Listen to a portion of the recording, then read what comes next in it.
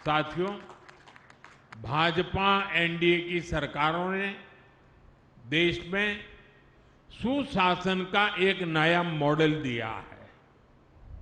हम विकास भी और विरासत भी के मंत्र के साथ आगे बढ़ रहे हैं। हमने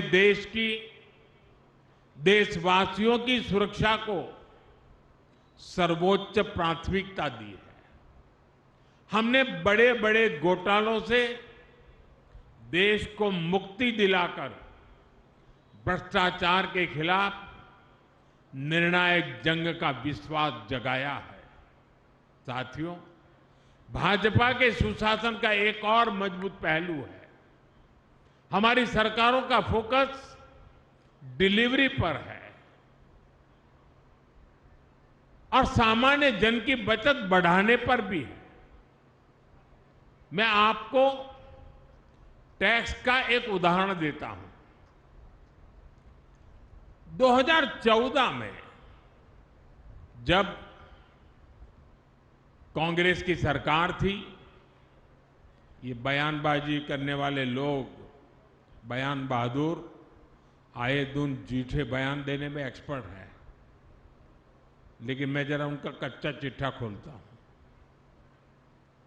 2014 तक हमारे देश में इनकम टैक्स का क्या हाल था? 2 लाख रुपए से ज्यादा की आय होने पर टैक्स लग जाता था।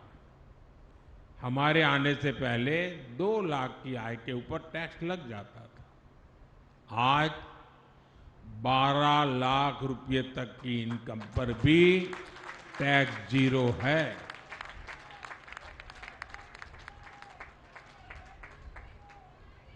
साथियों, यही स्थिति गुड्स और सर्विसेज पर लगने वाले टैक्स की भी थी।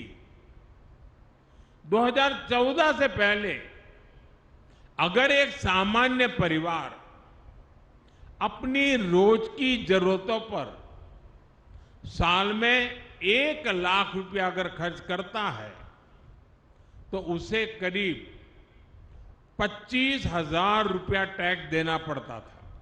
ये मैं 2014 के पहले की कथा सुना रहा हूं। हम 2017 में जीएसटी लेकर आए तो सामान सस्ते हुए, टैक्स भी कम हुआ और अब नेक्स्ट जनरेशन जीएसटी रिफॉर्म के बाद 1 लाख के खर्च पर उस परिवार को सिर्फ 5 या 6,000 रुपये का ही टैक्स देना पड़ता था।